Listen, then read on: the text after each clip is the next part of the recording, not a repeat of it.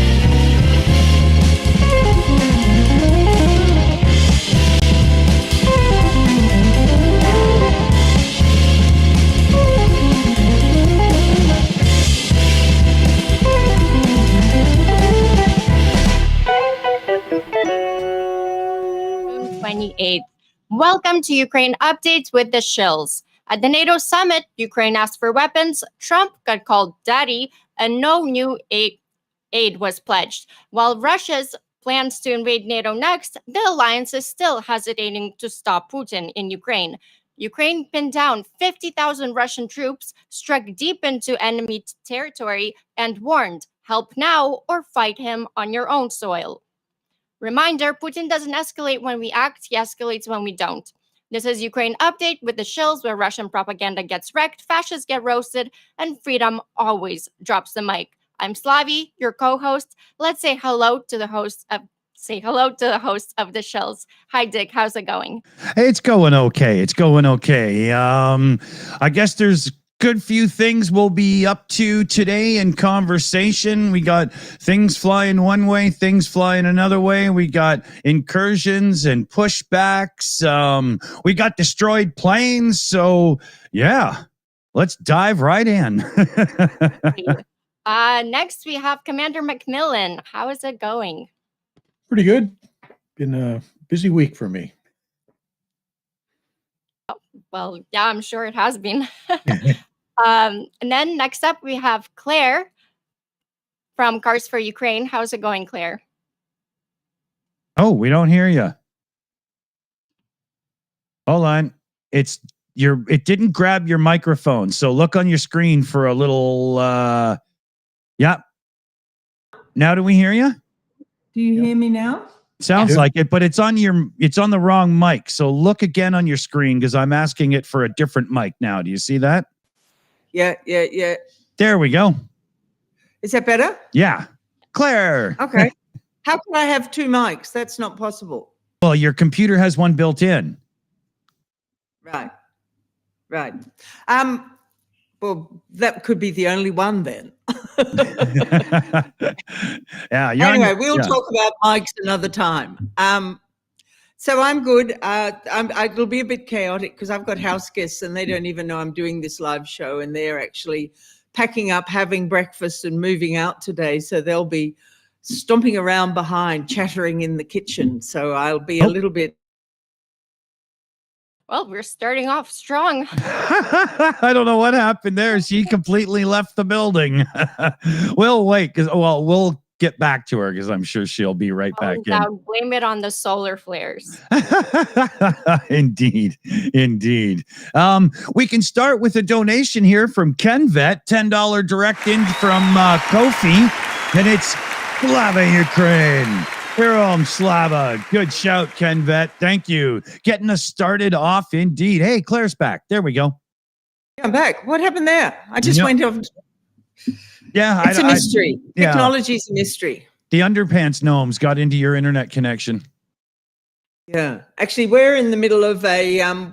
We're preparing for what's called a weather bomb, which is where two weather events come together and they make a baby. Accelerate at such a rate that they call it a bomb or a bomb cyclone. Wow! And it's due tomorrow here. And the weather's just building up to it. So it could be, because my internet depends on site, we've got heavy cloud coming in, and it's possible that I will drop out from time to time. So sorry for that. No worries. So yeah, I mean, we have a video to show you. It's part of the request for the whole summer fundraiser with Car for Ukraine. And it turns out I could have shown you this before, but I wasn't even really sure that it existed. When it was posted in our private chat about the fundraiser, I thought it was just a picture. I didn't actually realize. I must have checked on my phone that day and I didn't have my glasses on. But we have it now. So because it's all about the fundraiser, Claire, give them a little heads up what we're going to see, and then I'll play it for everybody. Okay, so the video is the request video from the HUA detachment, HUA group. HUA, as you know, is also GUA, depending on whether you say it with a G or an H. You say it for me, Slavi, because you'll say it better. HUA. Okay. And they're the special forces intelligence units that work with tell us his name, Slavi, the leader of the HUA group that everybody knows. Budanov? The enigmatic. Sorry? Kirilla Budanov. Yes, Budanov. Okay. Now we've got the Ukrainian words sorted out. Anyway, we're raising funds for trucks for them. They came to Car for Ukraine, which I find incredibly flattering that they came to us for trucks, given they're such an important unit. And they've asked for 5 vehicles, and that's a big thing, but it's because they formed a brand new detachment, which is their 6th detachment. And this group was started from scratch. They had no vehicles, no nothing really. And so anyway, Ivan decided to back them up and get this detachment going. And they've sent a request video, and it one of our earliest groups to join this fundraiser was, of course, the Shills, who's always there for us. But the Shills has been malingering a little because Dick's been a little off colour, but we want to reboost the Shills fundraiser if we can with this community. Yes. And this is the request video from the HUA. It mentions the Shills, and this is the 6th detachment, which need 5 vehicles, which is a big ask. But just to give you a little background on how this is going, this campaign's going unbelievably well, considering it's only halfway through. So this campaign is actually likely to go over target. And this would be our first Car for Ukraine campaign that might go over target. And I think it's very likely that it will. But so that doesn't mean we all slow down. That means we go as hard as we can to get more vehicles for the guys fighting at the front, because it's tough. It's at the moment in the summer offensive of the Russian forces. They're fighting like crazy, and there's a lot of death and destruction going on. Anyway, this is their request video. Listen to it and enjoy the Shills mention, and play it all the way to the end, Dick, because there's a little thing that happens at the end, which you'll see. Will do. Okay, here we go, everybody. Let me get this up, but I also want to zoom it in so you get to see it proper. Here we go. Oh. Damn. Let me try that again with audio for you. Dolt. We are the members of 6th Special Operations Detachment of Defense Intelligence of Ukraine, currently conducting special operations at land and sea. We require vans and pickup trucks to conduct logistics and evacuate casualties. We are asking communities of YouTube channels, the Silicon Curtain and the Shills, and other YouTubers and the people with their medias to help us with the fundraiser, as well as the organization Car for Ukraine to deliver it. Блять, нет, треба заново.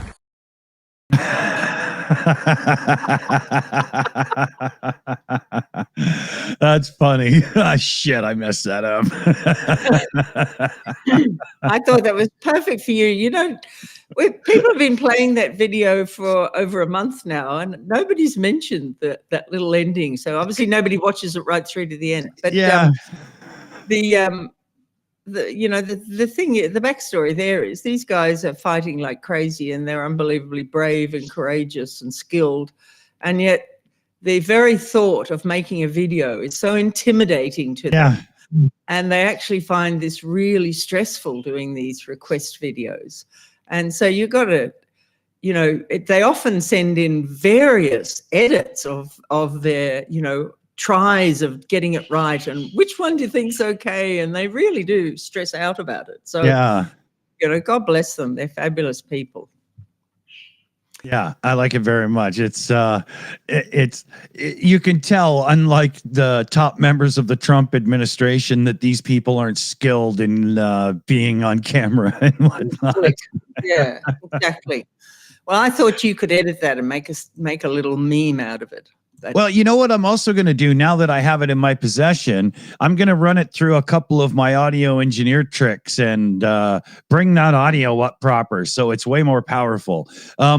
Going forward, Claire, when you get these things, send them to me first so I can doctor the audio quick and then put it out to everybody. Well, usually Ivan is in charge of all of that. Ivan gets them. The office gets them. I'm the last. I get them when we all get them. Tell Ivan to send them to me quick, and I'll do a thing in like open source software, so then I can give him a preset that he can use to make sure the audio is way more listenable and has punch, instead of, because they're always really quiet because the phone's 15 feet away from them, and yeah. It really. Yeah, yes. I can punch it up. I know exactly what to do. And yeah. All right. Well, that's very kind. That's very helpful. Anyway, let's try and get them some vehicles. Yes. I think the Shills is sadly on $300 in this campaign, which is way down low. We had a couple people get a hold of me and say, oh, you know, we used the main link and we didn't put it through like yours specific. I think every so often you get people that just get excited when we're having a pub chat and they're a little drunk. Right. Yeah. Well, on that score, Georgy Ivanovs, who's doing Ukraine Matters, was doing a big group of 4 trucks, and they were working for the 93rd, which is the Alcatraz Battalion. Oh, yeah, okay. I'll tell you about them in a minute. They're very interesting. Anyway, his moderators, or whoever puts the link on the show, managed to put the main website link on the show and not the Ukraine Matters. And they came, you know, they sent this after a few days of this, they sent this very upset message to Ivan, you know, what's happening to all the money? People say they're donating, it's not coming through, blah, blah, blah. And it was coming through. It was all coming through, but it was coming through not on their link. Exactly. And Ivan and I were saying, hey, isn't this amazing? All these people are donating, but not on a link. They all just are following the website. Isn't Car for Ukraine going well with its own following? So it happens. People use all sorts of links to make their contribution. I've done it myself on more than one occasion when I'm putting like a PayPal through at the end of a show or something. I've done it to us, like, you know, in wrong spot. But I mean, in the end, it doesn't freaking matter. The money's there, you know, I mean. Oh, yeah, it does, because actually we're going to do a big clean out of all the people who actually say they're going to do a campaign and then don't, or don't do any activity, because Ivan puts a lot of time into making these links and making it good and getting the request vehicles and things. So we've got about 4 people sitting on the bottom of the pile who they'd all love to be doing something, but they're actually just kind of not. Yeah. And so we're just going to have to let some go, I think. Yeah. And heads up, Rudy, because you're on the list. Get busy, Rudy. Rudy keeps saying he's going to do something, but nothing happens with Rudy too. So Rudy's life is one step too busy for himself, and unless he does the odd video that's about the fundraiser instead of just having the link in the description and stuff, right?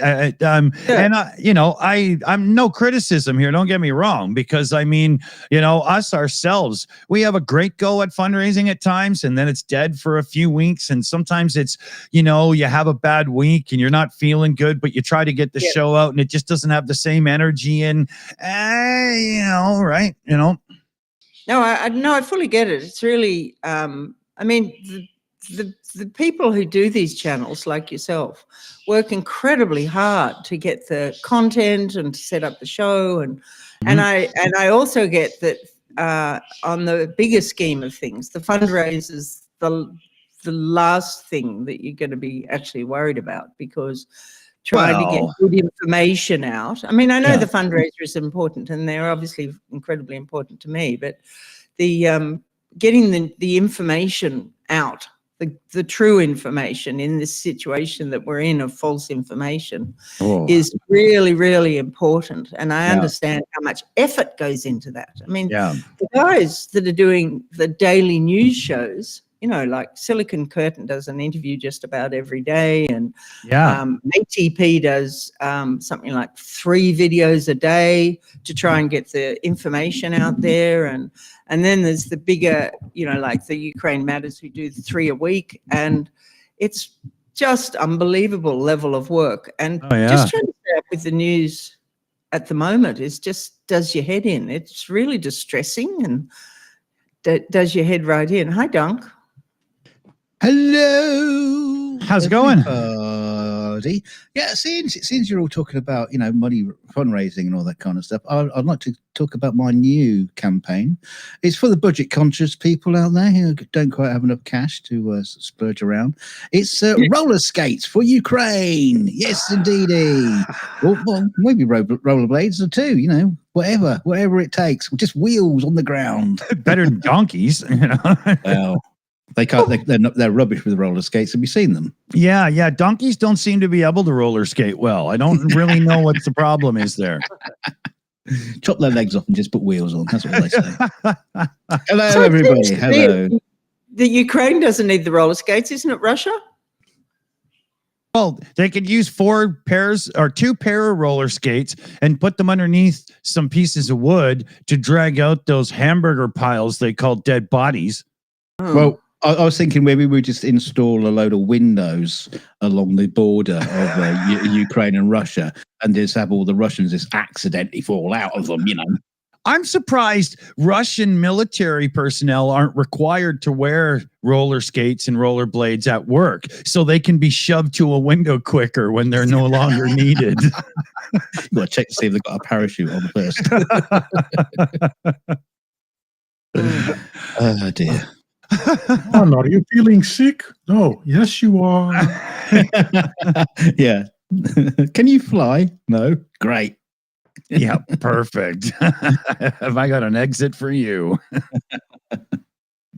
So, news-wise, Slavy, where do you want to go and start? I thought the Su-34s getting munched was a pretty good thing to start with. The 4 planes that got wrecked. Hey. Yeah, that's a great start. I was gonna go with the NATO summit, but that's not really good news. Yeah, but maybe Commander Macmillan can present that. yeah, like I'll give him the shit stuff. Yeah. The Su-34 for the uninitiated, Commander. How important is that aircraft to the Russian forces? It's one of the more modern aircraft they have. It's the most pointy. Pardon? It's the most pointy. So I'm just doing this show. That's true. The issue is that a lot of the more modern Russian aircraft are only produced in small batches, like, 50, 75, and then they stop production and start the new one. So it's very much kind of a Potemkin village thing for them of like, look at this great new thing we have. Yeah, but we don't have many of them, but that doesn't matter. We have this new thing. So yeah, it's a, kind of a deep strike ground attack sort of aircraft. So that's it. Eliminating what it was. Yeah. Very definitely helpful. And does anybody have any idea on numbers of operational ones they have? Like, I didn't see anything in the report I saw. If they have one, it's probably classified. Yeah. Yeah. But yeah, it was a good hit for sure. Yeah, and there was also technical operational facilities that suffered some damage as well. So, which I like. According to Wikipedia, they produced a grand total of 163 Su-34s. Okay. And yeah, I know there's got to be at least a couple more that have been taken out, So yeah, I don't have the stats. I know there's some pages for that. I wonder if we shouldn't get those, ready to show people and people like that kind of thing. I could look them up. So Sukhoi is typically best known for its bomber and ground attack aircraft. They're not fighters per se. MiG does most of the fighters. So when you hear about an Su aircraft being taken out, that probably has more impact on the troops at the front line than if you hear a MiG being taken out. Now, that doesn't mean that MiGs can't drop bombs and Sukhoi aircraft can't do fighter duties. They can, but their primary design roles tend to be in those two areas. Right. I'm just looking through a list here. I found a list of all kinds of losses, but it doesn't break down aircraft other than to say planes. Yeah, exactly. Yeah. I got to say the number on planes right now is 420. So that's a thing. Yeah. So it seems these planes were something like 1,000 kilometers away. Does anybody know how they did this, what they used? Or have they not announced it yet? I haven't seen how they roller skates. Yeah, Volgorod. Yeah, 900 kilometers, 550 miles from the Ukrainian border. Yeah, that's a big distance, isn't it? That's kind of where it's Stalingrad, basically. So it's to the east of Rostov, to the east of the front line in that area. Yeah. Right. So they could have sent off, I think is it 5 planes they blew up? So they could have sent off five long distance drones and just done 1 plane each. They could do that. They also might have a drone that is using expendable munitions, so it flies over and drops a little bomblet on each plane as it flies over. Mm-hmm. That'd be cute. Yeah. Omelets. I love omelets myself for breakfast. Just don't pick it up and play with it when you find one in your yard. Yeah. Bomblets, old cheddar, and toast points. Try it. Yeah. So we've got some shout outs I can run through here. Jean-Marc Ladacour had come in with a super chat. Let me get some applause up there. Anybody see the Beast from Japan boxer fight? Quick hands and many KOs. Myself, not. I did see your message there. I haven't spoke to Brandon. A personal thing there. But I will be looking this person up because it seems like somebody to check out. So good shout, John. Thank you. Niles Knudsen in the chat re-upped his membership and then gifted out 10 memberships. So huge thanks there, Niles. Love the gifted memberships. And then Jean-Marc Ledeker's in again. The unit didn't get a chance to get free equipment left behind by surrendering or running Russians. That's probably when we were talking about the 2 units earlier. I'm not sure which one it would be. Jean will probably clarify in the chat for us here as we go. Petro Olsen came in with a super chat. 269 Swedish kroners, no less, with love to Ukraine. And with love, it shall be sent. We've got YouTube's doing this thing now where it's giving me everybody's ats instead of actual names. So now I'm going to have to get used to this. Al Yorkie in the chat. 50 pound super chat, no less. So here, we got to hit 2 for this one. Hey, good on you. Yeah, Rastum Dupe. Slavi, can you read that one? Wait, where am I reading? Here, I can copy this to the green room quick for you. Oh shit. Okay. There we go. We'll come back to you. Sorry, because I don't want to get it wrong, and I know it's something that I'm just going to butcher here.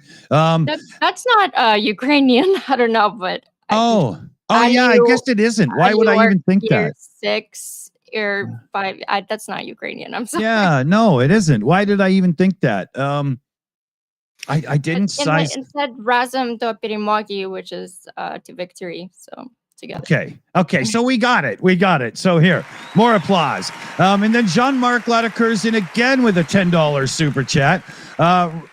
Rochelle, Canada, now opening a factory in Ukraine. Gosh. Okay, that I got to look that up. Awesome. I didn't hear that at all. Who was it? Rochelle. Yeah. I know that the Spotify elk guy, he just invested in AI drones for Ukraine. That's actually big news this week. Cool. I also have a super chat from They Exist, saying, I'm not even half the man Pete Fauché was, but I'm brave enough. I'll say it on both channels in memory of Pete. Thank you so much. For sure. He was a great, great man. And I'll miss him. Very much. Well said. Well said. So this is the anniversary of his death, isn't it, this week? Yeah.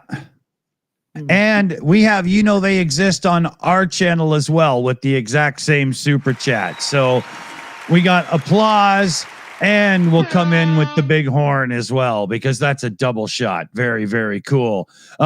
We also have a $10 direct donation in from UTV and Ham, but it's not telling me the message or anything. I'm only just getting the last part of the notification. I don't know why.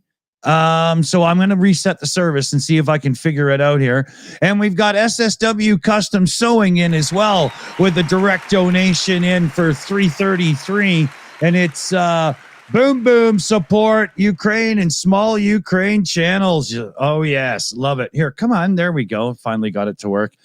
Thank you, SSW Custom Sewing, for sure. Now, I have a feeling that I've missed something because it just seems like the service isn't caught up. So I'm going to log directly into PayPal and see what I find as well. And I'll get back to you here. I don't know. I think things are screwing up. We can go to most infuriating news of the week, which I'm actually steaming from this. And it's pro-Palestinian activists. They destroyed 1.1 million in Ukrainian military aid. Because they thought it was for Israel, but it was for Ukraine. And it was 100 plus activists. They broke into OIP defense facility. This was in Belgium. They thought they were stopping Israeli arms, but the gear was headed for Ukraine, and equipment damage was Leopard 1 tanks, vehicles, and systems. Yeah. And it delayed the whole thing got delayed by 1 month. So for 1 month. Wow. Yeah, I'm seeing stories about them It's like there was somebody in the UK news news reporter infiltrated one of their Zoom calls, and they were planning sort of different attacks on British airfields and stuff like that. Yeah, they seem to be becoming quite a problem. These are Palestinian. I'm exactly. I'm not a fan of the pro-Palestinian people at all. They think that they're standing for peace, but really they're standing in Putin's shadow and being useful morons. Yeah, bad rebels. But we don't know that these people are. It's potential that these people are being supported by Russian information. These activists in Europe that claim to be activists for Palestine. Oh, for sure. I mean, the whole Palestine thing's such a mess, and I do not understand why the population is not pressuring their military to just give over these hostages. It makes no sense. Hamas is, I can't be that intimidating anymore for the population that's starving, and they're either all in it or they're all. Why starve when you've still got some hostages that you can hand over to get food? Yeah. It's making no sense, that whole scenario. And I don't know whether it's because we're getting crappy information about really what's going on. I mean, you hear on the one hand, they're desperate, and on the other hand, they're not desperate because they've still got some cards to play, as Trump would say. Yeah. Also, TikTok has a big hand in this as well by pushing content like crazy that goes against Israel. So they definitely fueled it on TikTok and promoted it. Right. Yeah, it's very strange. Do you have any insight into that, Commander, of why the population are not pressuring Hamas more? I think a lot of it is that Hamas is, as we know, kind of run wholly out of Iran. And the Iranians and the Russians have really close relationship right now. So I suspect what's really happening is that you're getting a lot of Hamas type activity being directed from the Kremlin. And they control the government and most of the social aid organizations within Gaza. So people aren't likely, among the Palestinian population there, they're not likely to do anything to get those guys mad at them, because at the least they cut off your subsistence supplies, and at worst they make you disappear. Yeah, right. So they really are facing intimidation from Hamas side as well as genocide from the Israeli side. Exactly. Gosh.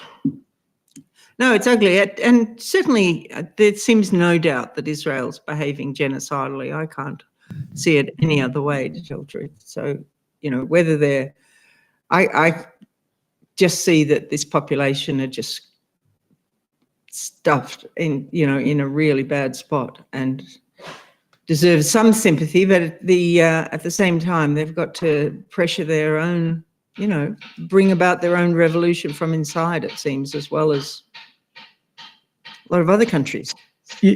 That's a really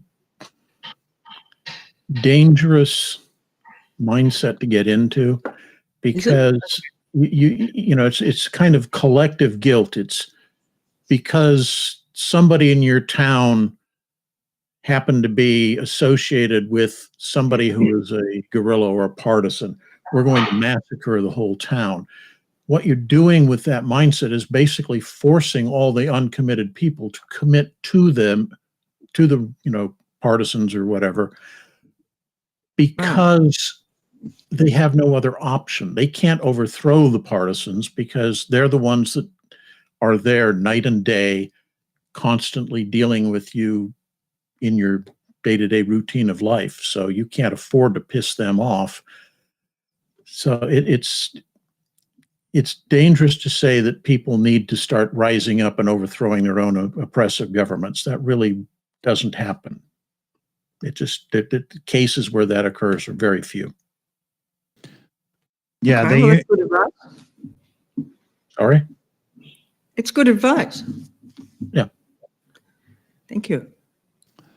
yeah, it's usually a guillotine thing, so I'm not sure that's Yeah, exactly. So then the outcome for Palestine, I don't really want to divert into Palestine, but the outcome for Palestine is total annihilation, it seems. What's going on, that's the direction it's going in, isn't it? Yeah, unfortunately. They definitely, by the looks of things, need some serious outside intervention. Yeah. The other problem is it's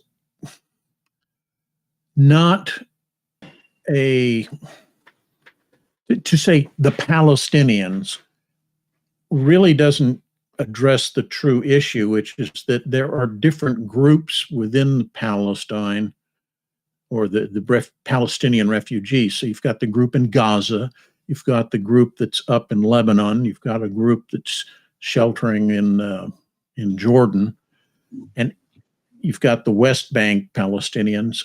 All of these different groups have different viewpoints of what's going on, different groups that are in charge of them. So you've got Hamas obviously leading the band in Gaza.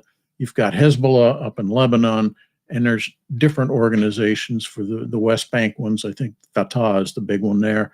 I'm not even sure who's in charge of the Jordanian ones, because the Jordanians are very careful about keeping them suppressed after the Black September uprisings they had way back in the 60s. So if you wanted to come up with a solution for them, you need to actually do it in like 4 or more separate groups to figure out which one you're going to be dealing with at any given time. There's no unifying voice. It's kind of the similar situation with Kurds. Yeah. There are 3 very different factions within the Kurdish, nationalist movements, and to be perfectly honest, they hate each other more than they hate the people that are occupying their land. Yeah, it's almost like a Monty Python skit. The People's Front of Judea? No, the Romans. Oh yeah, they're the enemy, right? Yeah, Romans, who are they? I didn't see any of them at church. Yeah. Well, isn't that the case worldwide, though? The people who are closest to you, whether, within the closest to your religious group or your political position, are the ones you dislike the most. And there's my house guest coming in the door that's closest to me rather than the one that's a little bit further away. But they're making breakfast here. So I need to, because they're on the road today, straight after breakfast, I do need to think about how long I can spend here. Do you want me to, can I just cut into this flow of conversation, which I was actually finding really interesting, but just to tell you a little bit of the background about some of the other groups we're raising funds for, because they're quite an interesting group this time. Usually we do lots of little units that are little independent units, and this time they're quite significant, big, powerful units. So I thought that people might like to know a little bit more about them before I have to disappear and be hosty. Would that be all right? Yeah. Do you excuse me, Commander, if I cut your flow, because I was finding it really interesting. So I've mentioned the HUA group and the 6th detachment, which is a brand new detachment. We're not really sure where they're going to be active. The other group we're fundraising for, and we're getting 4 vehicles, is the SBU, or in Ukraine, I think they call it the SSU. This is the main internal security agency. So it's more a home-fronted, not outward-looking. So what would it be like? Be more like the FBI than the CIA kind of thing? Yeah. And so these are the guys that did the Spider's Web operation. So we love them, right? Mm-hmm. But these guys have a very checkered past, and they, at the beginning of the war, a lot of them were trained by the Russian spy units and special intelligence units, and they were of mixed they turned to the Russian side, and I think they were very active against Ukraine in Mariupol, and so they had a really, really bad name, and everybody hated them, and they were full of double agents and horrible things going on there. Anyway, they got this new leader, Vasyl Maliuk, and he's the one that looks like a boxer. He's got a broken nose, he's got no neck to speak of, he's all shoulders and chest, and looks as tough as Billy-O, but he has absolutely cleaned this up. And nobody was really sure, from what I can read, that the organization was clean until the Spider's Web operation. And the very fact that they could carry out that operation in total secrecy for such a long time, like maybe 18 months or 2 years, and set that up and carry it out successfully, has kind of proven that they really are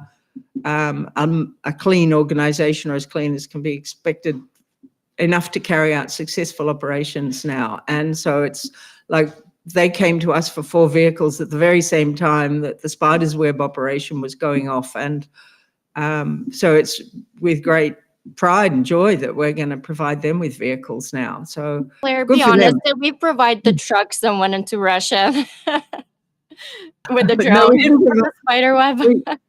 We didn't provide those trucks, not the trucks with the house packs on them, absolutely, and the drones inside. Absolutely not. And the other group that have been of huge interest are the 93rd, which is the Alcatraz Battalion. And the Alcatraz Battalion is so named because they're the group that have come out of the prison system in Ukraine. So this is Ukraine going around and saying to their prisoners, from my understanding, Ukraine doesn't accept murderers and rapists into the army, but they will accept minor criminals like theft and, small fights and stuff like that. I'm not quite sure, but these are people who, by and large, have lost their way in life or never had a way in life and were, living on the edge of society and ended up in prison. And they've been offered to go into the army, and they're put in the 93rd Alcatraz Battalion. And the medic for that battalion turns out to be a Canadian volunteer. And this is the only in Ukraine Army volunteer from overseas that I can find that is a woman.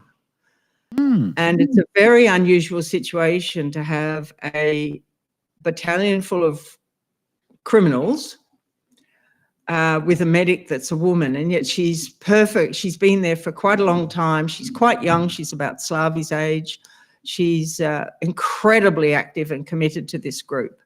And she raises funds for their drones and their armor and stuff like that. And she came to Car for Ukraine and Ukraine Matters and asked whether we could get 4 cars for her unit, because they've never had any cars. This is a unit that most of the units have family backup, and the family provide them with the first vehicles when they join up to try and keep their family safe.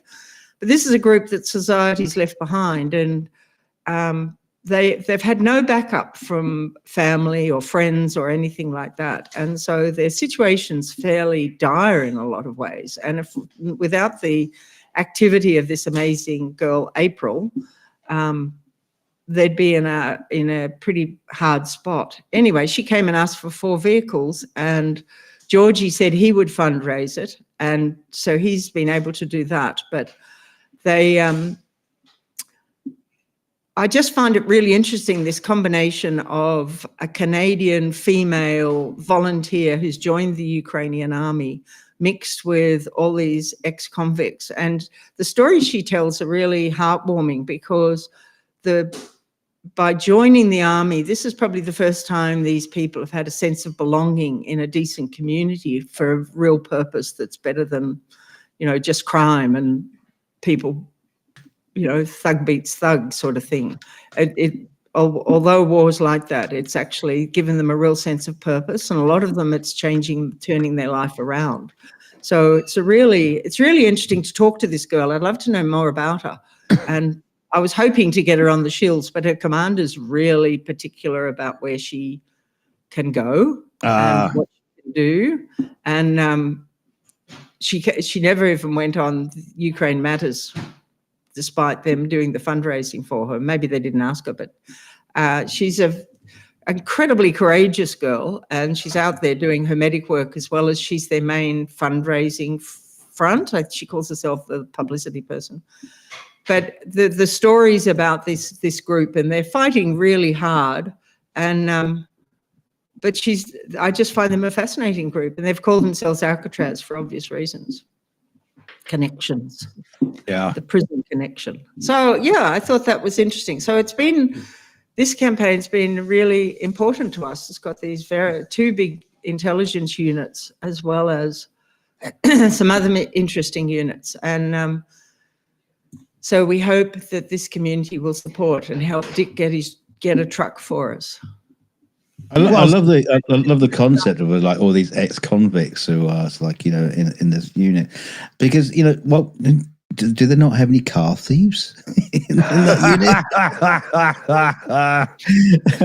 unit? Send them to Britain to get cars.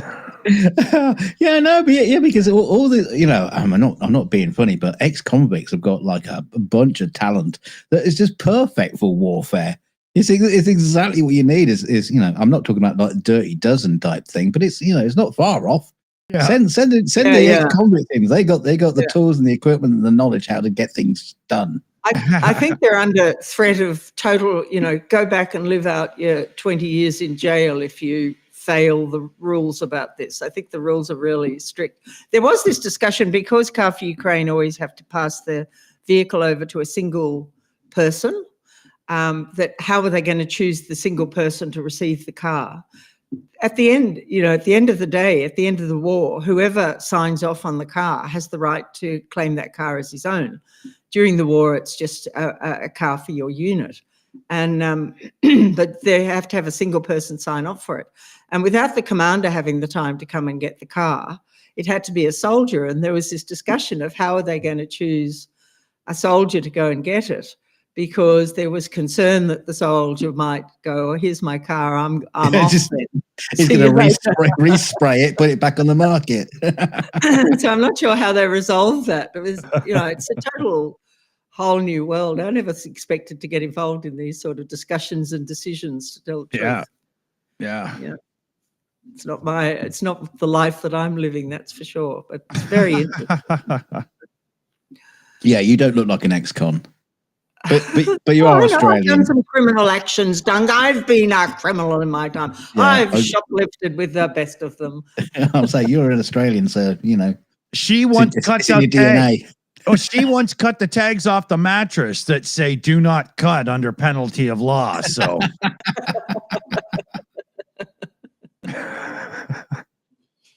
Well, there you go. So I'm going to have to go and be a good host. I'm going to leave your show playing in case, because I always find it fascinating when the commander launches into some story about things that we didn't know, or gives us the moral center again. So more of that, please. Can you excuse me if I go? You can see my friends are waiting in the background. The kettle is on. Yeah.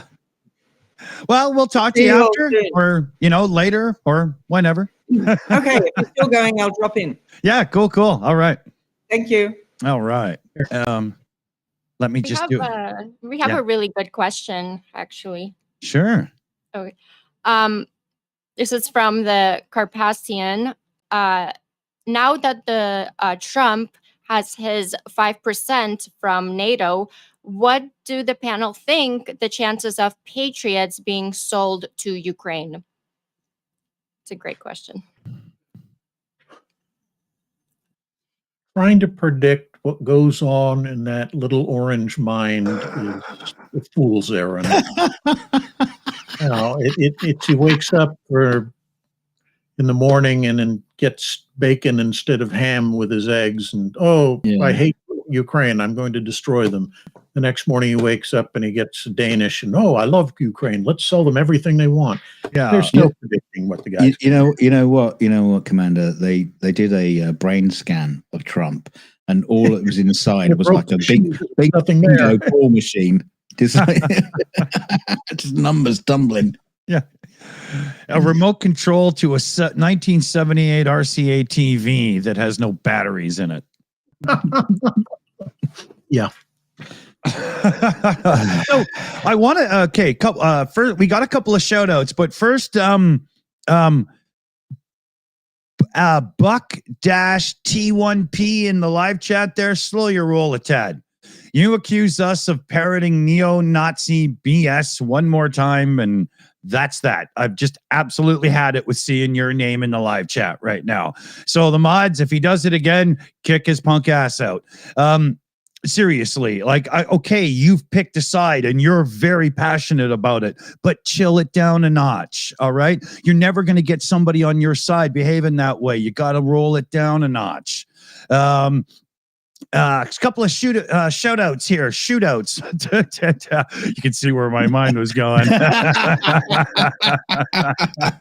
Hey, for a call out by me, that was a pretty tame one, right? So, so we got Niles Knudsen in the chat again, gifting out memberships. Love it, Niles. You are like the gift from heaven above when it comes to memberships. Absolutely love it. And then we got, they exist in with a $10 super chat here as well. Think about this, she says, I'm not sure. Corruption in Ukraine is mostly a result of 1932 Holodomor and Russian infiltration. Success of Spiderweb shows Ukrainians overall are tight. Well, that's a good assessment, a good way to look at it. I couldn't disagree, especially the second half. But the idea of the corruption thing that keeps coming up, when you're talking about that as it pertains to Ukraine, it just like you say, it's really rooted in the old guard and whatnot. And when those things take root and get into a system, it's very hard to fully get rid of them. But all in, from what I understand, Commander, you probably agree as well, the level that Ukraine's been able to get to at this point of cleaning it out and cleaning it up is remarkable, actually. Actually, during wartime, it's I was about to say exactly that. Doing it in peacetime is hard enough. Doing it while you're in the middle of a war, that's remarkable. Yeah, so good shout there. Very good shout. Niles comes in again with the memberships. Here, Mario, go for a bounce. All right, and huge thanks. Oh, no, it's not Niles. I'm so sorry. It's this whole YouTube thing with the last, 24 hours with the names in the live chats. What's going on? Why am I seeing these @ handles, right? But N Hill, is that... I know is that Nikki Hill? N Hill? I know the avatar with the cat and the Ukraine in the background. But it's 5 gifted memberships, so pardon my screw up. Here, more applause. Cover my screw up. And Jean-Marc Laddercar comes in also with a super chat. Keep donating from 300 to 500 now. Now, that's a good shout because we've got some other shout outs to do here. Let me bring it up over here. And we've got some donations in on the Car for Ukraine stream or on the page as well. So there's Jean-Marc Laddercar with the same one that was the Rochelle, Canada. And if anybody missed it, because I don't think we even brought it up, but they are the Canadians doing the armored cars. Right, I think they're out of like Montreal in Quebec, They were on the news around here recently because they're very much, it sounds like they're barely making real profit off them to get them in Ukraine's hands. They're really stepping up. I really like it. Today as well, we had Egon Kelt put in 10 euros there, you can see. And then we have Slava Ukraine from Kaltenberg, and that's $118 American into the pot. That's a big shout. Well done, Kaltenberg. Love it. And then as you can see as well, there's an anonymous one for 50 euro there. So thanks, people. Here, you know what? While I'm on this screen, let me I'll show it to you in a second, but I'm just reloading it because usually you reload after shoutouts and go, oh, shit, I could have done that one. So let me just see. Yeah. See, we got Nikki Hill in as well with a US $24 donation. You see, I knew to check. I could tell. Get my hearts up in the air. Come on, Apple. There we go. All right. Thanks, everybody. Huge support coming in. Love to see it. Love to see it. Everything we can do to help these awesome fundraisers is so worth it. Buck got timed out. He gets the celebratory banana right in the rectum. So where do we go next here? There was talk of Ukraine getting their hands on a new type of Russian drone that had come out. Oh, I haven't seen that one. I'm trying to see if I have this loaded. Oh, I can't stand these pop-ups from these sites. Who out there is absolutely sick and tired of the website constantly asking you your cookie preferences? Because you know what they're doing, right? They're trying to get you so frustrated that you just go fine and accept them all to make it stop. Yeah. Like I told you once, I'm sorry, but fuck off. So here, let me see if I can find this because these websites are just going incredibly crazy on me here. Well, in the meantime, there's a cultural update. Today, June 27th, it's Ukraine's Constitution Day. So in 1996, Ukraine adopted its first modern democratic constitution, formally codifying its independence from Soviet Union. So huge day today.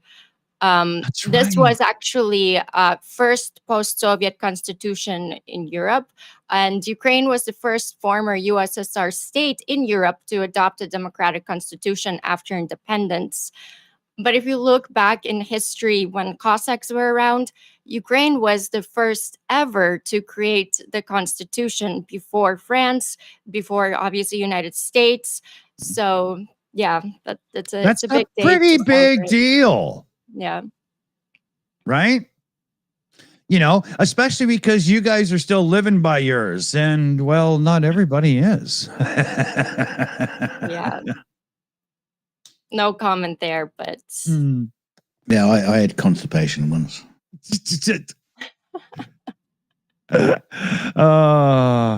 Hey, Brandon's in the chat. How's it going, Brandon? It's the same link if you want to jump in and join us if you're free. it just shows Ukraine and was always the land of free people.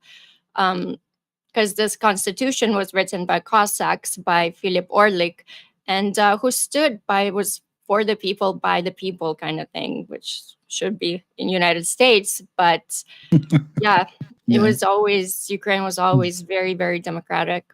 Yeah. So, and so Russia steps in, of course, because bastards. their constitution is, we have the head of state, the king, whatever, and he's the most important guy. So the people, the Russian people, are prisoners to the crown or whatever. Well, there's an unspoken rule. You can't lead Russia if you can't ride the bear.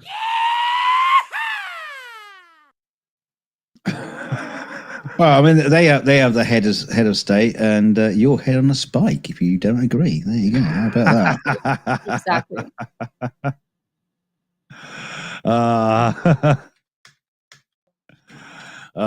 Yeah, I tried to get Brandon to join us quick, and he's like, "Come on, dude, it's like really late where I am." I was like, "I know," but we'll have him back on soon. You know, everybody likes to have Brandon around. So NATO then, Slavi, do you want to start us into? Absolutely. Sorry, I got distracted a little bit. So this past week, the NATO summit was in The Hague, and it focused on Trump's demands and not Ukraine's. Zelensky came in a suit. The first time we get to see him in a suit, gave a very, very strong speech, but unfortunately no aid followed. Instead, NATO pledged 5% GDP for defense by 2035. Hooray! Yeah. Just around the corner. Yeah. Rutte, the head of NATO, reportedly called Truck daddy Trump daddy. Not reportedly. Sorry, he did. We all saw the video. Yeah. And the White House took that as a PR spin. And when Trump came back, returned to the United States, they put up like the whole merch thing and with a song "Daddy's Home." Yeah, it was. I mean, I'm not gonna lie. From PR standpoint, it's genius. But yeah.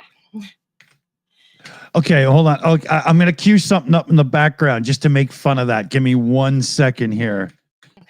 But the whole I'll just narrative throw of up. this whole NATO is that NATO is completely avoiding, or isn't avoiding escalation at all. It's avoiding responsibility. So they're just gonna have to fight this war later, probably before 2035. To be honest, yeah, Commander McMillan, what do you think? Well, I think one of the key takeaways from that meeting is that Trump left early to go indulge in his little temper tantrum at Iran. And as further news keeps leaking out about what that all involved, it's becoming more apparent that it was entirely 100% a staged for TV show, to the extent of they notified the Iranians which targets were going to be hit in advance so they could evacuate them. And then apparently, I think it was last night, it came out, he said, and I'm sure his handlers are horrified that he did this, but he said that they coordinated the attack on the U.S. base, the Iranian attack, so that they would make sure that they struck at facilities that had been evacuated, and the Americans would have a good chance of shooting down all the inbounds. So this is wag the dog taken to whole new levels of BS. Indeed. Apparently, the uranium or nuclear was moved as well before the strike. So the United States didn't really get rid of the nuclear weapons. No, I thought it was fascinating that right after, the administration's coming out and chest thumping, we completely obliterated. No other nation in history could have done this. And then very quietly, DOD released its version of, battle damage assessment and said it had minimal impact, if any, on the Iranian nuclear program. He was right, because no other military in the world could fuck up in such a massive manner.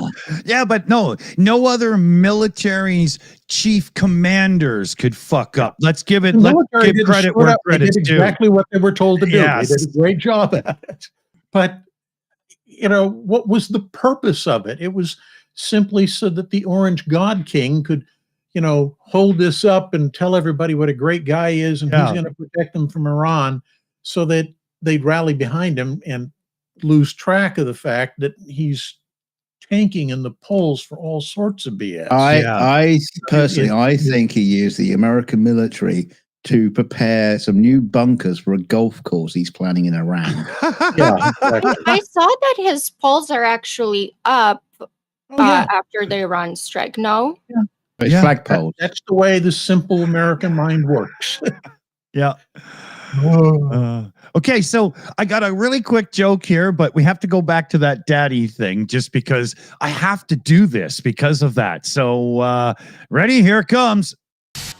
I got it from my daddy. I got it. Tell me if you know who that was. It's just one of those things you find in life now and then, but I think that was short enough. We won't get in trouble. We'll see. Oh God, that's what Trump said to Stormy Daniels. Also, Trump, that joke at the NATO summit, he spoke to Ukrainian journalist. It was very kind of emotional by the Ukrainian journalist, and she asked Trump if United States is willing to sell patriots to Ukraine. And Trump responded, actually, he was more human than ever than we've seen him, especially towards Ukraine. Well, he responded, "We'll see what we can do about that." So, Did he put any tariffs on it? yeah. The stupid SOBs are going apeshit on Canada about tariffs now because we're going to do some taxing on some stuff that happens in the digital world. And Trump's all up in arms and upset about it. I'm a flippin' Canadian, and YouTube taxes me when they pay out for the channel. So wake, oh, you fucking lying sack of... Yeah. Following that, we actually have another question about this. It's from CZ255. I don't understand why Ukraine has to pay back or buy stuff, but Israel doesn't. Can anyone explain that? It's not fair. It's not fair. To me, it's not right, but America can decide whatever the hell they want to do. Right? Yeah. Unfortunately. Yeah, that's one of those things, you know. In a perfect world, sure, right? So, since somebody mentioned Stormy Daniels, I have to tell the joke. So, right after the attacks, Trump announced this glorious ceasefire that he was imposing. You know, which both Iran and Israel kind of went, what the hell? No one told us. Yeah. So I think we should all start referring to Trump's ceasefire as the Stormy Daniels ceasefire because it lasted all of 2 minutes. That's funny. Oh, and it probably cost about the same. Yeah. You know. I mean, you literally have trouble making this crap up. Yeah. Yeah. Oh God. Let me just okay. I've had YouTube Studio crash on me 3 times during this stream so far. And YouTube's having that thing where they're showing the @ instead of the person's actual name that they put on the account and stuff. It's real. YouTube's having a problem today. To be honest, I'm surprised the stream is held together. You know, there is a couple of drop frames due to ingestion, like YouTube not being able to take the stream fast enough. So there's a lot of clues that say YouTube's having issues. On my channel, we started like 10 minutes after we started here. It Really? wasn't working. Yeah. Wow. That's screwed up. Yeah. Oh well, what are you gonna do? It's not our fault, people. We try our best, you know. Let me just do a double check on fundraiser stuff here. Where should we go next? I bet we've got some questions in now. Should we switch over to question mode? That was actually the last one. Not that many questions today. Interesting. But we do have news. Yes. Well, we'll continue there then. So Ukraine pins 15,000 Russian troops in Sume. And this was on June 26. Ukraine halted a major Russian offensive in Sume. Commander-in-Chief Siersky said, "We've pinned down 50,000 troops." And Ukraine also reclaimed ground, defying the forecasts, of course. And while NATO hesitates, Ukraine's breaking Russia's momentum alone. Yeah, very much alone.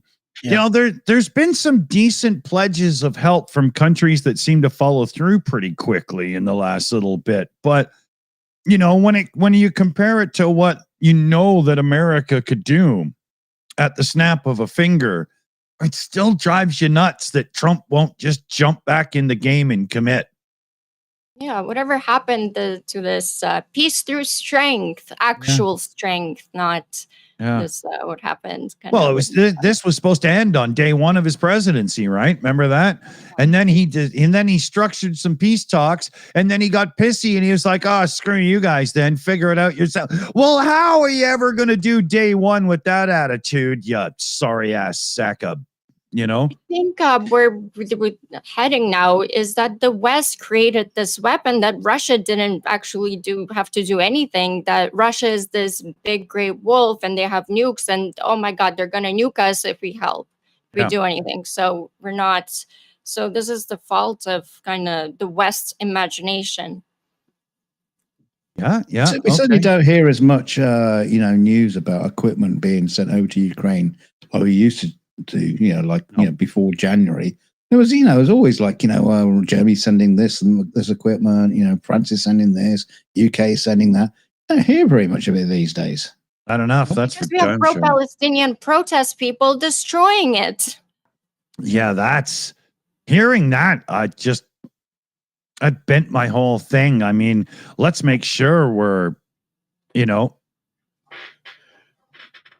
let's make sure we're fighting the right fights, people. Press 1 to confirm that you're a tool of the Russian state.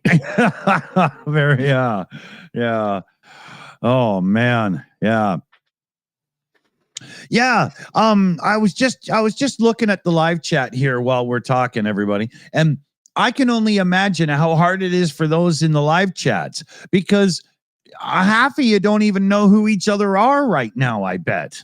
I'm trying to figure it out. Like some users, I'm like looking at what they say and I'm thinking, who could that be? Because you get to know the folks that are here, right? Why is it so difficult today, YouTube? What the hell? Sorry, I'll stop ranting about this. It's driving me crazy, though. They take a lot of 30% off of everything that comes through. 30% of super chats plus a tax on the payout. 30% of members plus a tax on the payout, and you get. This could keep going, right? And things seem to be getting worse, not better. Your OCD and autism are starting to show, Dick. It happens. I'm only on my second beer. I haven't washed that away yet, right? Okay, so where are we here now? Okay, I wanted to bring up one thing I thought was interesting. The International Institute for Study of Warfare had a comment where they said that their analysis of various Russian refurbishment factories, in other words, where they take old vehicles out of long-term storage and refurbish them so they can be used. They said that they aren't doing much refurbishment of tanks anymore. Most of the production and refurbishment is focused on infantry fighting vehicles, so the ones that will carry infantry to the front and then support them in their offensive efforts. So that leads me to wonder if maybe they've decided that the tanks' days are done. Or maybe the tanks that they've got in storage are just like so far gone they're knackered. Yeah, exactly. But I think it may also be that what we're finding, and we don't have enough data to make a definitive statement on this. I'm just saying this might be what this is that because of all the FPV drones and the vulnerability of large vehicles to that sort of thing, tanks may not be as deadly or as effective as they used to be. One might argue the same for armored personnel carriers and infantry fighting vehicles, except if you hit those, the infantry in them can still get out, and they've made some progress to getting to where their launch line is. So those at least serve some purpose, even if they do get knocked out. So it's. Are you talking about drones as a replacement to tanks, or are you talking about the fact that tanks are easily disposed of using drones? The tanks are easily knocked out by FPV drones. Russian tanks, because of the way they're built, it's very uncommon that battle damage will not result in a catastrophic loss of the vehicle. Yeah. We've all seen plenty of photographs of, the popcorn tank shooting its turret in the air. Yeah. My favorite. Yeah. But especially when there's a helmeted melon going out the side as well, right? Oh no! Especially when it comes down and lands with the gun barrel sticking in the ground. Yeah. So the tanks aren't being repaired after they're damaged, although from what I've understood from the little I've been able to find, Ukrainians are not experiencing the same issue with Western supplying tanks, which are resilient enough that even if they are knocked out, it's usually feasible to tow them back to a repair yard and get them back in action within a week or two. Yeah, well, that was going to be my next question. Is the modern tank more, defensible from FPVs? And it's just the fact that the Russians' tanks are just. I mean, I suppose even modern tanks are probably even looking at upgrades. What you're looking for is improve. Yeah. Yeah. So I just thought it was an interesting tidbit that they would mention that in their assessment of what went on in the past week. I think we're still very much in the learning of lessons stage here. Nobody knows exactly what is going to come out of this war in terms of changing the designs of equipment, the doctrine that you use for your forces, equipping your forces. I think one thing for certain that everybody's going to have as a takeaway from this is that drones are now an absolutely essential part, and you need to push down drones to the lowest possible level you can because they're so essential to operations. Yeah. Well, that was the thing about the after the spiderweb attack. Yeah. Even the American government said, oh shit, we got to rethink the defense of our aircraft on the ground. Yeah, I mean, prior to this war, the U.S. version of what we were going to do with drones, it was a strategic level asset. Yeah. Predators flying with a Hellfire to take out a truckload of jihadis or whatever. And it wasn't something that was controlled down at the company or platoon or even squad level. It was very high level, controlled by theater commander kind of asset. Yeah, like Hollywood style, right? Yeah, exactly. And I think what they're learning from this war is that no, you need to have drones integrated at the absolute lowest possible level you can get them down to. And that in turn brings up something interesting, which is that if you're going to have that kind of a valuable and capable piece of equipment down at the level where, a corporal or a sergeant is making the decisions on what to do with and how to exploit that drone for their unit, you need to come up with a system of command and control that's very decentralized, which is the absolute antithesis of what the Russian/Soviet system was, where everything is controlled from the very highest levels. Mm-hmm. So that's another thing that may come out of this, is the Russians may finally come to the realization, you need to have a professional NCO corps if you're going to survive on a modern battlefield. Yeah. I mean, the other thing, the Spotify guy, Daniel Elk, investing $640 million in Ukrainian AI drone tech. Yeah. And the company will now mass produce drones for Ukraine's defense. And Ukraine reports now can build 4 million drones a year. Well, the other thing is the cost of drones as well, because the US have been using drones for a long time, but their drones were costing millions and millions of dollars. They're really, really super high tech drones. They're gorgeous, but they don't want them shot down. But now you can make drones of thousands of dollars and be really effective ones. That's the difference. Is just how cheap you can use drones. Yeah, I think militaries all over the place are seriously looking at this, and this is one of those moments it's got to be as transitional as World War I was, when all of a sudden you've got mechanization and the industrial revolution behind you and stuff. It's completely. who would have thought that little flying drones was going to be, I'm used to what you see in the documentaries and so on, all the big stuff and there must be a total reset in the minds of militaries. And I wonder how long it's going to take before we see what the true new thing is, Yeah. And honestly, it shouldn't be, because a number of military science fiction writers have been predicting this kind of thing for at least a decade, if not longer. Yeah, I have heard Yeah, that. well, they were predicting the drone swarm, just like thousands and thousands of tiny little drones that target one person and just take them out like a just a remote flying bullet, basically. That was kind of the prediction that Ukraine is going to do to the Kremlin. There's going to be 1 million drones swarming around the Kremlin. And yeah, well, that'd be great. After Spiderweb op, you never know. Right? Absolutely.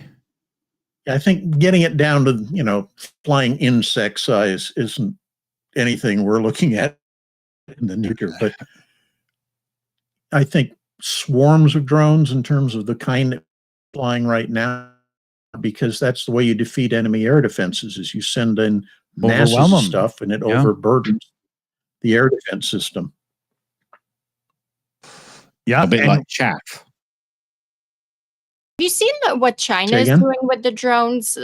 Like instead of fireworks show, they'll bring up like thousands on thousands of drones and do like this insane swarms and shapes, and that's some high tech shit.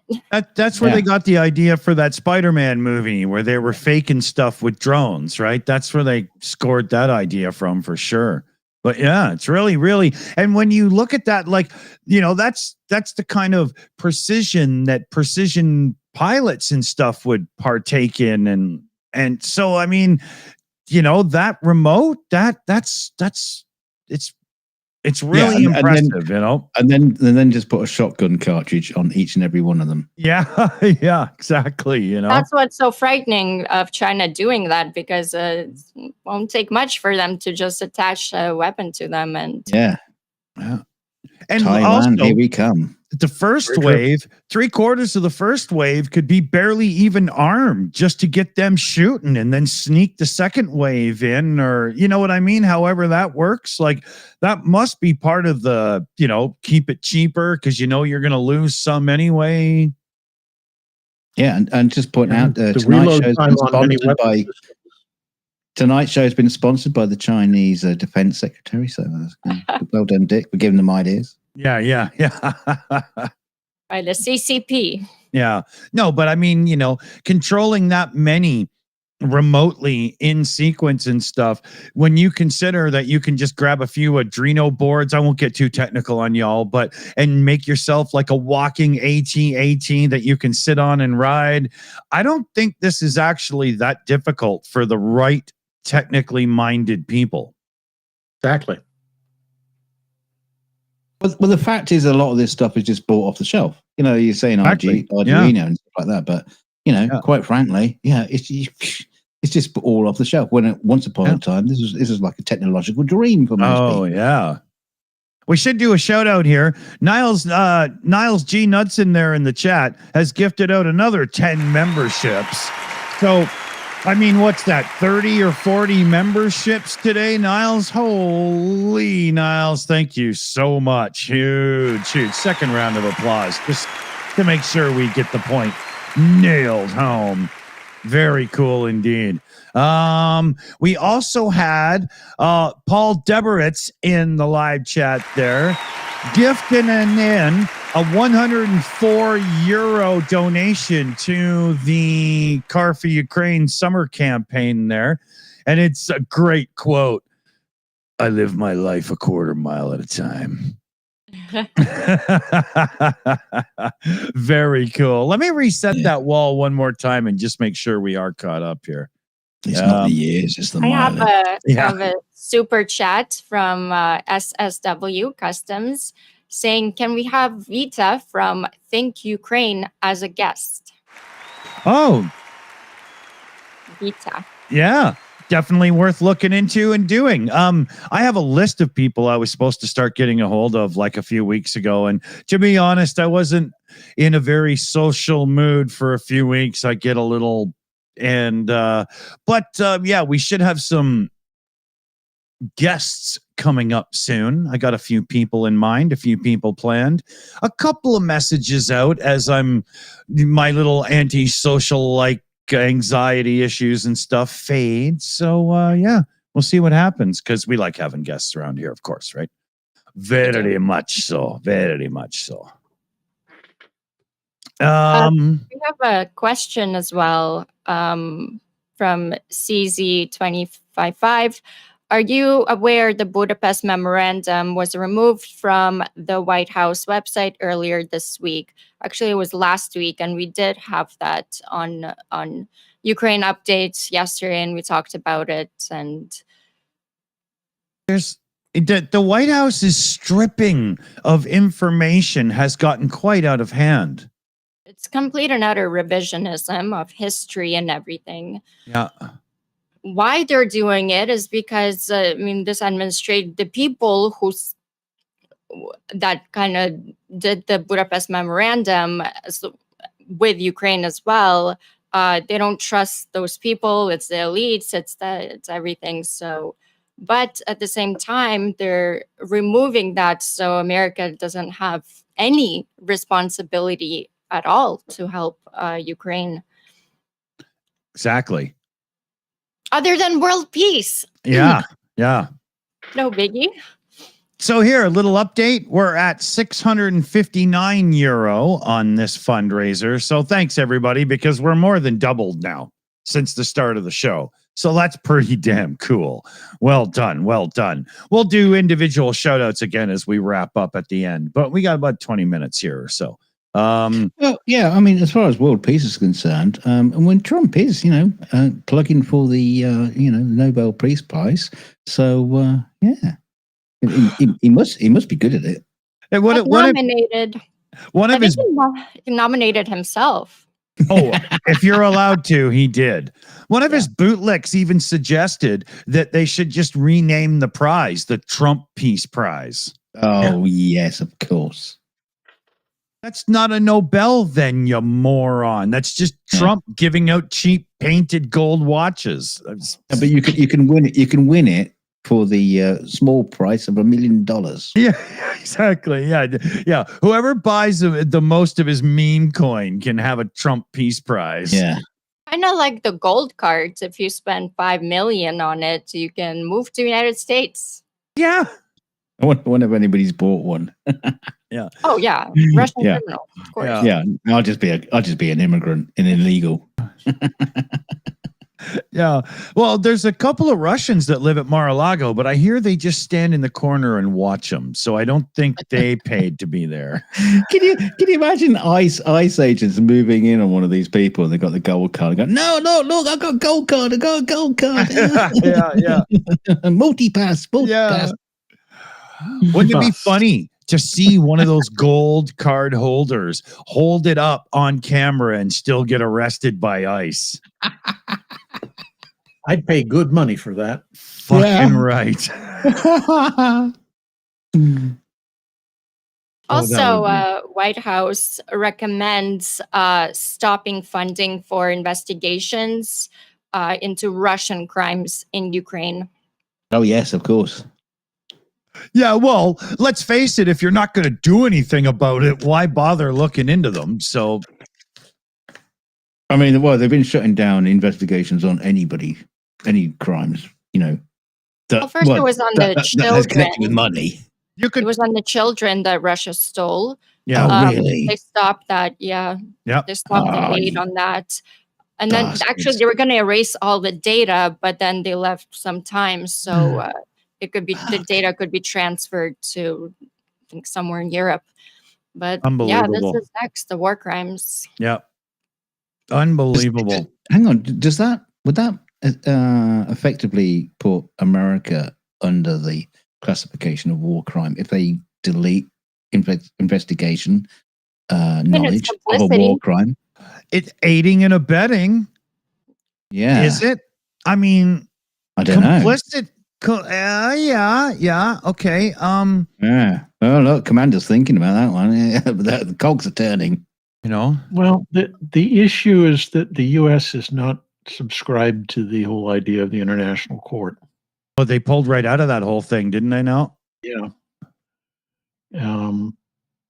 It's not the first time Trump's pulled out. There have been plenty of senior U.S. politicians that arguably could be brought up on charges of war crimes. But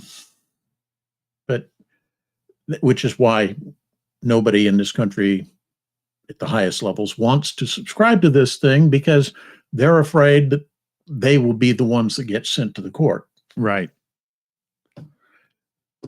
So if you don't We don't subscribe want to to it, you can't surrender any be American accountable. sovereignty here. Unbelievable. By the way, Oh. this past week at The Hague, speaking of ICC, I think it's a court that runs right up there with ICC, but they will start charging top high-level Russian officials, and calling them war criminals. And even though it's symbolic, they're going to prosecute them, and it's going to be more symbolic. It's going to create more problems for these war criminals to do any business and outside of Russia or anywhere. So Yeah. it's a great, big, huge step. Yeah. Anything that makes their life difficult is good step. I mean, they have houses in Cannes and Europe and Italy, yeah. so, and businesses and Yeah. You gotta hurt the oligarchy. It has to hit them, right? Otherwise, there's no real pressure on Putler and his gang. Because the oligarchy is the only ones that can give them anything, any kind of shtick at all, right? Exactly. So if they get angry enough, some people say it's them who will kind of get rid of Putin, if anything. Yeah, you're affecting my international business, and it's actually affecting my money now in a big way. That kind of shit matters to the ultra wealthy, you know? Oh, okay. I've got an idea forming inside my head now. This is a good one. Yeah, Not as shit as the others. Did you mute? Yeah, I can hear. Oh, sorry. I was talking. Oh, yeah, no, I've got a brilliant plan forming in my head. And this is much better than all the other shit ones I've done before. Now, you know they cloned Biden and turned into a cyborg as well, apparently. What we do is we clone Bernie Sanders, and then we basically make thousands of Bernie Sanders, and we parachute them in across the world, aiming at all the oligarchs, and they all just start doing marches for against the oligarchs. Is he explosive when he lands? Oh, I get it. Okay, I wasn't sure how you were doing this. I don't know about this. Yeah. It'll just go and annoy people like a gnat all around the world. Yeah, bring down the oligarchs. Oh, it's funny. I mean, you could put explosive shoes on him if you want. But, I don't think that would be quite as effective, though, Dick. Yeah, well, that's your plan B. Yeah, well, I just wasn't sure where you were going, right? That whole clone. You just can't get a good bagel here in Moscow.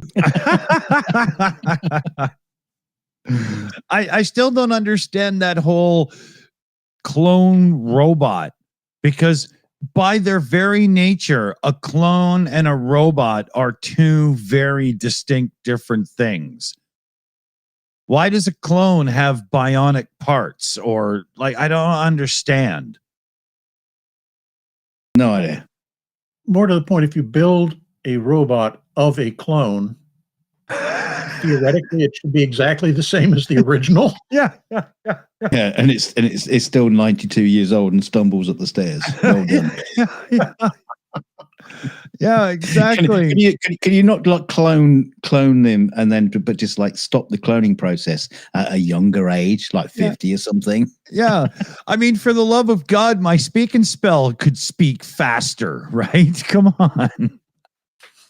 It spells better than you. You're not wrong there.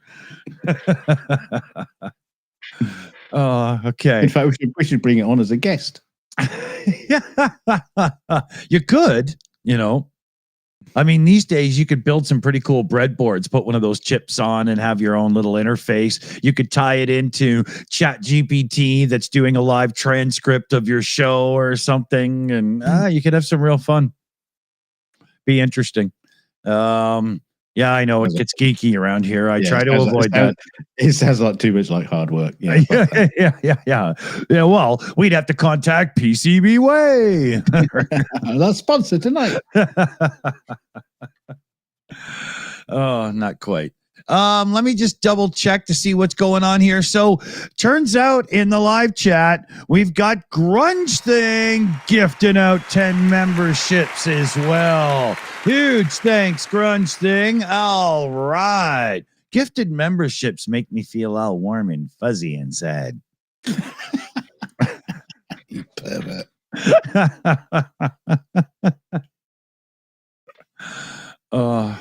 I was almost going to do a line from Garth, the Wayne's World movie there, but the warm and fuzzy, that comes from a different movie, I think. It's just similar. I don't even remember. My brain is mush today. Yeah, I didn't get enough sleep. Kind of fighting it. So let me just look here because we have Karen H in the chat. Through a direct Ko-Fi donation in Car for Ukraine, Slava Ukraine, Hirom Slava. Well done, Karen. Thank you. I'll get that sent over as soon as we're done here. And then I do believe that there's a direct donation in through PayPal that didn't go through Ko-Fi or anything, Ko-Fi, whatever the hell it's called. But I've logged in. I can't really sort it out. I know there was UTV and Ham. And there was SSW Custom Sewing, and I just got this feeling because there's this weird email that has no real data on it, but payment received. So I'll try again before we're done and see if I can get it to reload and actually tell me. All right. Announcement as well before we continue on.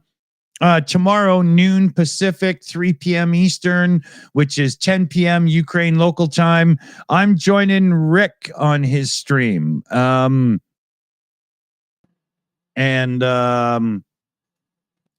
Well, get that bloody painting sold. I'm going to get him to do up the auction and whatnot in the after chat after we've hung out for a bit. It's been so long. It's been so long since I painted that portrait of Starsky that I've painted the rest of the entire Ukrainian army. Are you kidding? It's got a lot of auctions coming up. Yeah. Okay. Well, but that's going to start like at any time here. The donations seem to have gone up. On the direct to the Car for Ukraine fundy as well here. So let me just look this over. We've got Mitch Ashdown in with an $81 direct donation, and then we got Joe M with €100 direct donation as well. Look at that action. And if I scroll all the way up, sorry if that just made you ill, it almost got me, we're at €750 on this so far today. So you never know, we might even get it to $1,000 by the end of the stream. It looks like it's going pretty good. Let's see what we can do here. News-wise, have we covered? We didn't cover everything yet, have we? We've still got some in the bank.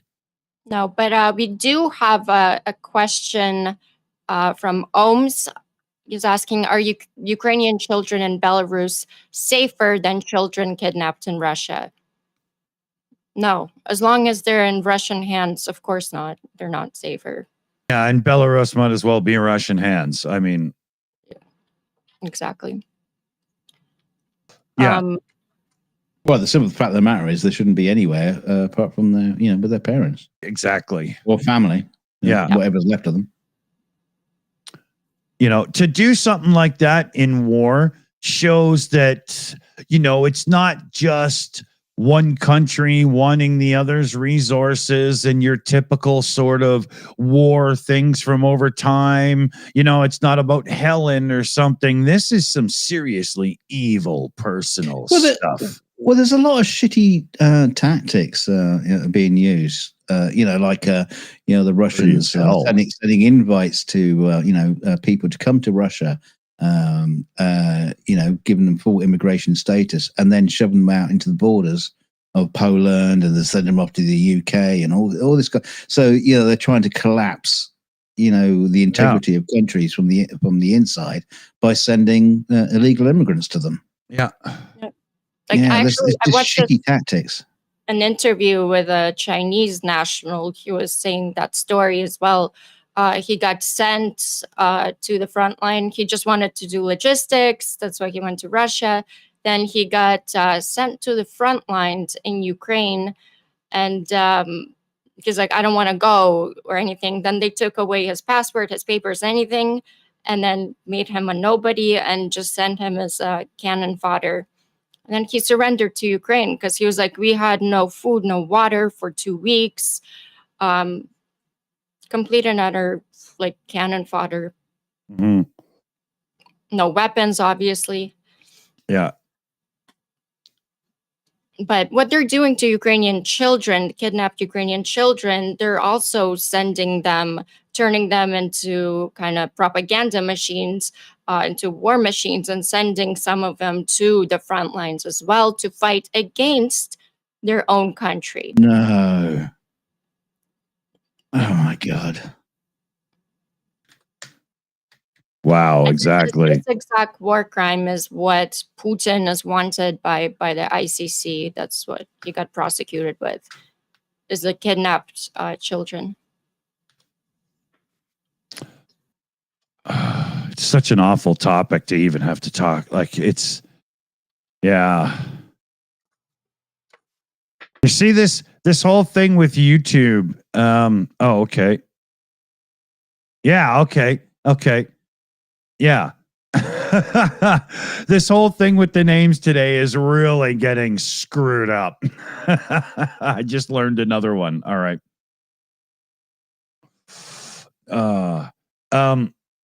Oh man, YouTube, don't make me think even more than I have to. Where is that other one? Sorry, everybody. Oh, if you didn't see it, I just want to play this again. This is the video from one of the groups that is asking for and receiving trucks through the Car for Ukraine fundraiser. We played this earlier for you. Let's just play it again. It's 35 seconds. Here you go. We are the members of 6th Special Operations Detachment of Defense Intelligence of Ukraine, currently conducting special operations at land and sea. We require vans and pickup trucks to conduct logistics and evacuate casualties. We are asking communities of YouTube channels, the Silicon Curtain and the Shills, and other YouTubers and the people with their medias to help us with the fundraiser, as well as the organization Car for Ukraine to deliver it. Нет, треба заново. I love that part. Yeah. Ah, shit, I messed that up. Redo it. Yeah. Should have got the dog to do the video.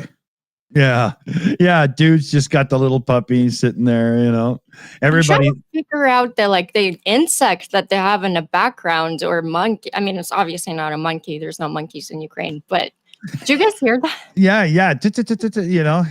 It sounds like a man-eating grasshopper or cricket, A Russian eating grasshopper. There you go. I was going to say, the monkeys have been sent in by the Russian Federation. Spies. Yeah. They tested highest on intelligence in the testing. They ran out of North Korean soldiers, sent in the monkeys. Well, by the way, speaking of Norks, North Korea may deploy troops to Ukraine, and this is coming from South Korean intel said that 6,000 elite North Korean troops could deploy in July. And Ukraine's defense minister confirmed this to prior losses among these North Korean units. And this just reinforces Russia's desperation, outsourcing the war. And when Russia runs out of men, it imports dictators, soldiers, basically. So now, does elite mean they actually come with a gun? That's it. it's a good question. Commander McMillan? I was going to say, yeah, it means they've actually shot one before. There's some interesting YouTube videos of interviews with former North Korean defectors. And it's amazing. They see videos of American military training and they're just stunned. You're allowed to shoot that much ammunition at one training session? We got to shoot 5 rounds in a whole year. Wow. And that was a special forces unit. Wow. Yeah, they have to go out on the shooting range and just go bang. Bangity, bangity, bangity. Yeah. Normally they're equipped with Nerf guns, but today they get live rounds. Wow. Yeah. Oh, that's funny. First, last name is all their gear from Temu. Yeah, the total Temu army, probably sponsored and all. Yeah, it turned up in camouflage, it's all pink or something like that. Yeah. Yeah. That's not what I ordered. Yeah. Leftover bath mats or something,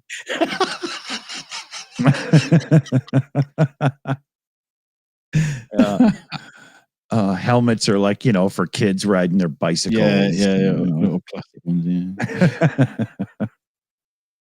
Okay, well, looking at the time here, we got 6 minutes until I got to make sure I'm wrapped up and stuff. So we should probably get ourselves into wrap up mode, make sure we got all our shout outs done and that kind of stuff.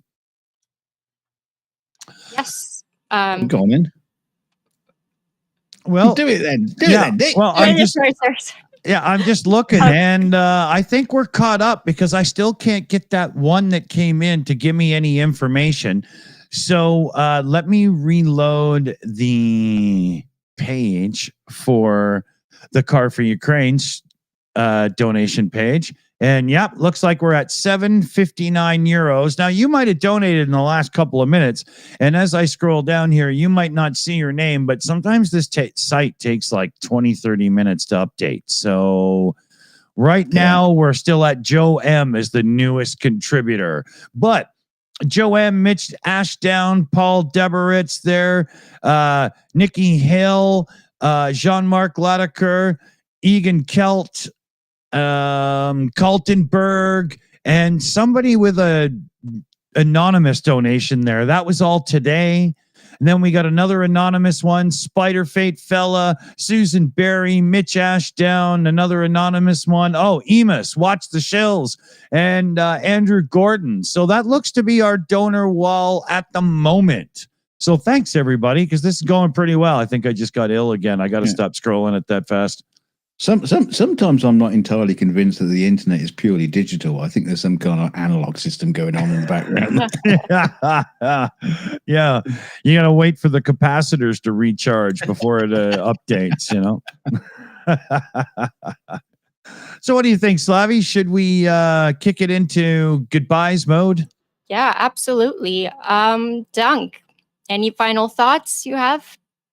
Yes. Well, no, not really. I mean, just the whole shittery of it all. I just want it all to end as we all do. It will all be over by Christmas, so they said. Yeah, fuck that. I don't know. Just keep going, Ukraine. We love you. We stand beside you. Well, no, I don't. I'm over here in Dagobah. But if I was nearer, I'd be standing beside you. And please keep supporting and keep doing all. Everybody who supports Ukraine, keep doing what you do because these people need it. They are the front line against the rest of Europe at the minute, and we know it. Wish we just gave them a lot more support.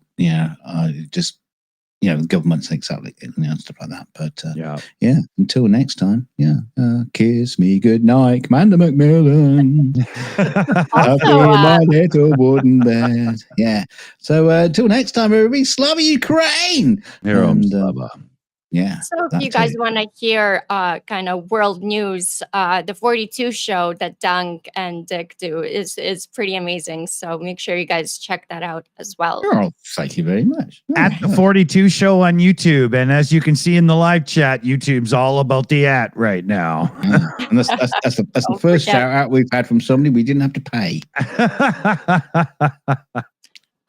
Commander Macmillan, do you have any final thoughts?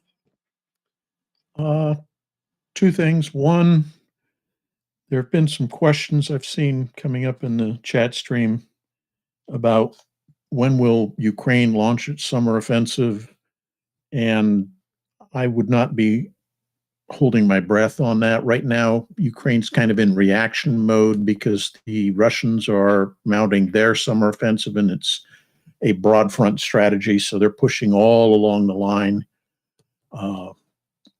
So I think what we're likely to see is more counterattacks by the Ukrainian army that will push back any penetrations the Russian forces might make. So that answers that question. Secondly, as I do every week when we conclude here, please correspond with your elected officials. Tell them Ukraine is important to you, and tell them that you want, more aid to be flowing to Ukraine. Mm-hmm. Write, email, text, phone calls, whatever. It all adds into the impact that is made on the person. Even if they're from the other party, which wouldn't necessarily want to be doing that, it's still something that makes an impact. Mm-hmm. So please do. Good shout. Amazing. Thank you so much, Commander Macmillan. Massive thanks to our mod team on both channels, our panel, and you guys watching and commenting and fighting narratives with the truth and keeping Ukraine in the conversation right alongside us. And if you're new here on both channels, please hit that subscribe, like, share, and ring the bell so you don't miss any live streams. In our new time, 2 p.m., by the way. This is more than a live stream. This is a frontline in the war on truth. So support the stream, and thank you to the ones that have been supporting it, and keep voices like ours online, because the algorithm won't do it for us. So we're up against billion-dollar propaganda machines, and we're still here, still fighting, still telling the truth, because supporting Ukraine isn't charity, it's strategy, it's survival.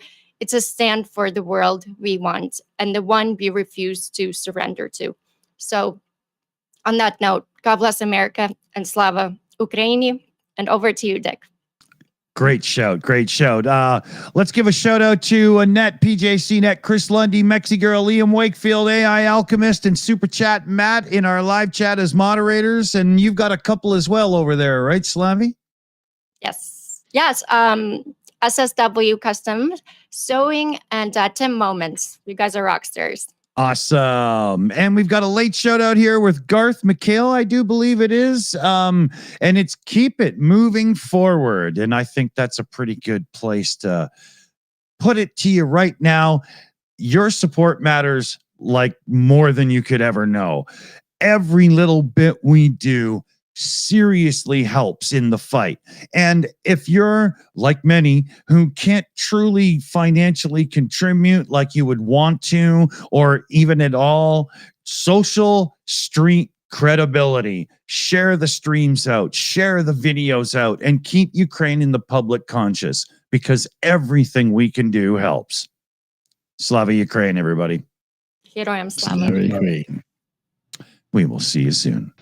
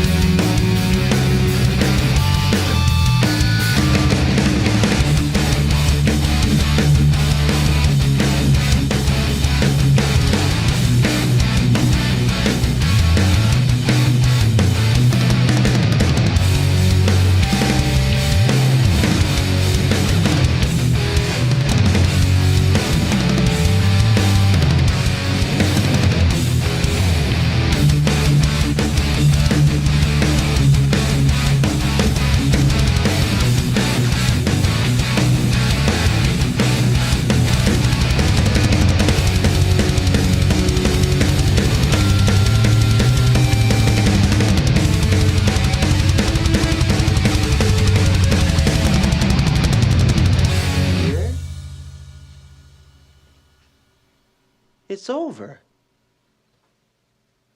Go home.